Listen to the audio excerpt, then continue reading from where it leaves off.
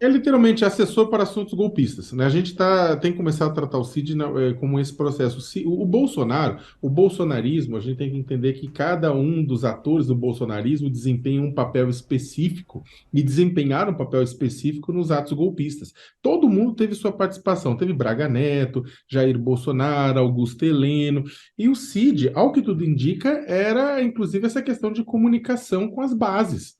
O que mais a gente vai poder descobrir com o Cid? Não à toa, e não é à toa, que o Cid fez? O Cid pediu ao STF o direito de não ir depor na CPI dos atos golpistas.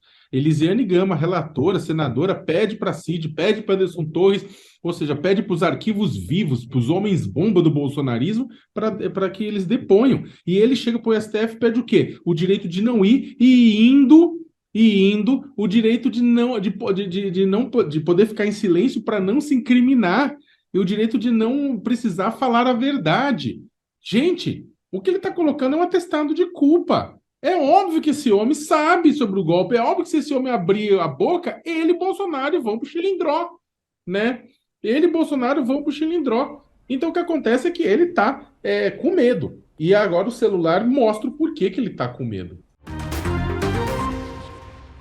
O líder do governo no Congresso, o senador Randolfo Rodrigues, disse hoje no Twitter que ele e o senador Renan Calheiros vão entrar com uma representação contra Marcos Duval, que é do Podemos, no Conselho de Ética do Senado. Está aí a mensagem do senador Randolfo Rodrigues. Renan Calheiros também usou o Twitter para se manifestar. A mensagem fala sobre a tentativa de golpe, né? Mas o movimento nesse sentido aí, o senador ainda tem mandato, né? Apesar de tudo isso.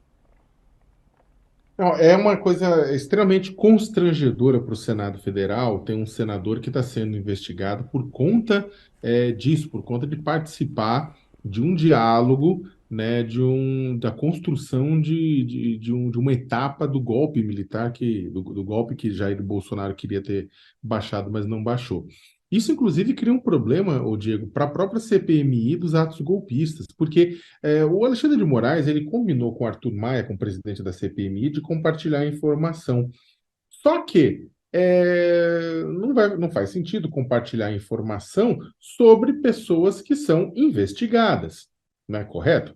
E aí a gente já tinha o André Fernandes, né, que está na CPMI, que estava sendo alvo de inquérito, e agora a gente tem o Marcos Duval.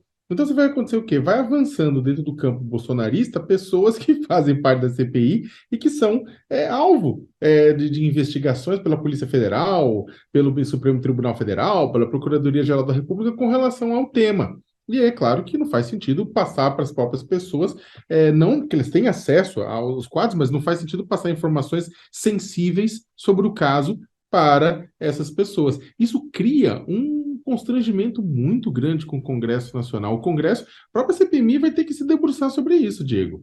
O que vai acontecer se começar a aumentar o número de pessoas que dentro da CPMI que são investigadas pelos atos golpistas? É estranho no mínimo, né, a participação, porque tem acesso ali a informações. E a polícia apreendeu até armas durante a operação de busca e apreensão naqueles endereços do senador Marcos Duval. A PF iniciou a perícia nesses itens apreendidos ontem. A gente ainda não tem detalhes sobre que armas são essas, se estão regulares, nem onde elas estavam armazenadas. Essa informação veio primeiro pela Globo News, né, Sakamoto, mas era algo de se imaginar também. Agora, chega a ser irônico que o auto-intitulado treinador da SWAT, Marcos Duval, não imaginasse que depois de tudo que ele fez, tudo que ele disse, todas as questões golpistas relacionadas, ele não seria alvo de uma operação da Polícia Federal, né? Agora, ele precisa ser grato a Alexandre de Moraes, o Diego. Tipo, ele estava criticando Alexandre de Moraes, estava usando uma justificativa de que o Alexandre de Moraes está me perseguindo porque eu queria chamá-lo para a CPMI dos atos golpistas, porque o Supremo tinha. Olha que loucura. Ele está falando. O bolsonarismo está com aquela tese de que a culpa pelos atos golpistas e pelo quebra-quebra foi do governo Lula e foi do próprio STF, porque o STF e o governo Lula teriam sido avisados com antecedência do que aconteceria pela ABIN, etc e tal, e não se protegeram de propósito. É basicamente o seguinte, meu senhor, minha senhora, você tem uma casa. A sua casa ela foi assaltada, o ladrão roubou.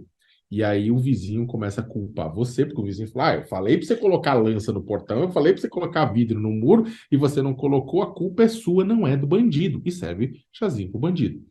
Então, é uma coisa complicada. Ele está falando a mesma coisa do Alexandre de Moraes, falando, vou convocar o Alexandre de Moraes porque o STF foi avisado e não fez nada. Olha que loucura. Olha que loucura. Uma tristeza acompanhar essas imagens. Qual a situação atualizada aí de Porto Alegre, prefeito? Olha, realmente o teu relato é muito conciso, muito preciso. Não foi só Porto Alegre, foram algumas regiões do Rio Grande do Sul, especialmente o litoral norte. Mas aqui nós tivemos, primeiro, uma chuva muito forte. Choveu na noite de hoje, de ontem e hoje até o meio-dia, quase a quantidade que choveu o mês de junho nos últimos 10 anos. Bom, isso trouxe muitos problemas, né, de alagamentos, de falta de luz, né, de pessoas desabrigadas. Nós temos aqui uma governança sempre preventiva, e isso, graças a Deus, Porto Alegre não tivemos nenhuma vítima. Trabalhamos a noite toda e hoje pela manhã começamos muito cedo aqui num balanço do que tínhamos feito à noite e começamos aqui então a resolver problemas de pendências noturnas e problemas que poderiam acontecer durante dias e acabaram acontecendo. Nós ainda temos boa parte da cidade sem luz, e quando falta luz, não tem água, porque sem luz não se faz tratamento de água, não se bombeia água. Então, tem boa parte da cidade que ainda está sem água. Agora, uma das estações de tratamento, a correção de 20 minutos, voltou a ter energia. Nós vamos trabalhar a noite toda para ter abastecimento de água amanhã de manhã. Nós abrimos aqui um ginásio de acolhimento também para muitas famílias das periferias que não podiam continuar nas suas comunidades, moradores de situação de rua também, na medida em que os albergues todos lotaram, mas é uma governança muito solidária também com a sociedade, para que a gente possa acolher, né, nesse momento difícil e fazer a cidade voltar a funcionar. Então, sábado e domingo tem menos gente na rua, nós vamos continuar com toda a nossa equipe, com toda a força aqui, e também com a parceria da sociedade, porque neste momento nós sozinhos não damos conta. Não. Prefeito, boa noite. Leonardo Sakamoto aqui. Obrigado por estar conversando com a gente. Boa noite. Eu vi um comunicado da Secretaria Municipal de Saúde de Porto Alegre informando que haviam pelo menos 11 unidades de saúde que estavam fechadas exatamente como consequência da passagem do ciclone. Como é que está a situação dessas unidades de saúde? A tendência Sim. é vocês conseguirem reabrir ou a situação é Sim. piorar no tratamento de outras? É assim, nós temos 132 unidades de saúde básica em Porto Alegre, muitas e muitas delas amanheceu esta manhã sem energia elétrica, outras tinham árvores caídas em cima dos prédios, e a gente foi retomando durante o dia. Não recuperamos todas essas equipes ainda, essas unidades até o final do dia, especialmente, por exemplo, nós temos uma grande unidade que é do IAPI, e que faltou água, terminou a caixa d'água, essa unidade ia até às 22 horas, nós estamos fechando ela daqui um pouquinho, né?